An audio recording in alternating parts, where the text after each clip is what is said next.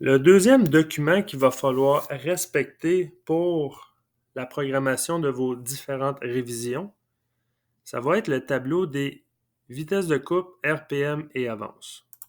On va aller voir qu'est-ce qu'il y a à l'intérieur. On a deux tableaux, un pour le tour CNC et l'autre pour le fraisage CNC. On va s'occuper du tournage.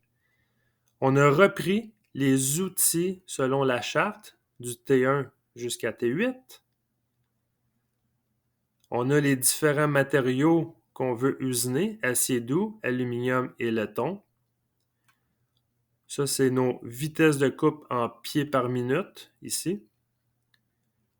On a une colonne qui s'appelle RPM fixe pour le filetage extérieur et intérieur.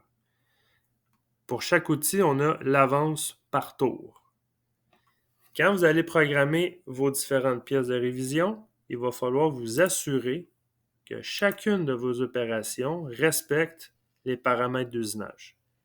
Si vous voulez vérifier dans vos différents parcours, vous allez dans Paramètres, Toolpad Paramètres, vous avez vos numéros d'outils et juste en bas, vous avez vos paramètres de coupe.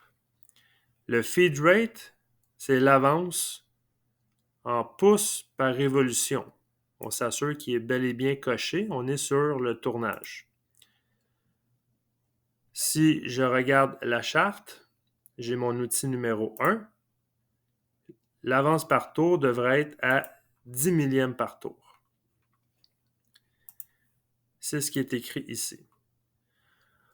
On ne cochera pas Finish Feed Rate. Ça, c'est vraiment quand on veut faire une finition là, dans la même opération, on pourrait diminuer son avance. On va le laisser comme ça. Le Spindle Speed, ici, on a deux options.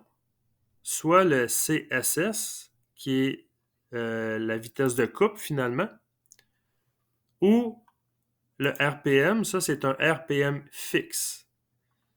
Pour l'outil de filetage, intérieur ou extérieur, il va falloir cocher RPM ici et mettre le fameux 300 RPM comme RPM fixe. Mais ici, on va s'assurer d'être en vitesse de coupe. On va aller voir notre charte. L'outil de dégrossissage. On travaille du laiton pour la quille. Ça, c'est un exemple. C'est la quille.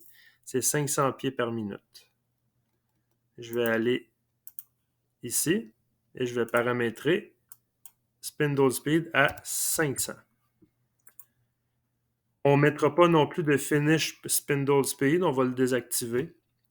Et la vitesse maximum, la plupart de nos tours sont environ à 3500. On pourrait l'écrire à 3500. De toute façon, il ne dépassera pas cette vitesse-là. Et on fait OK. Vous allez faire ça pour chacune de vos opérations. Vérifier la vitesse de coupe, vérifier l'avance de l'outil. Et quand vous faites du filetage, on vient activer plutôt le RPM fixe que vous allez écrire 300.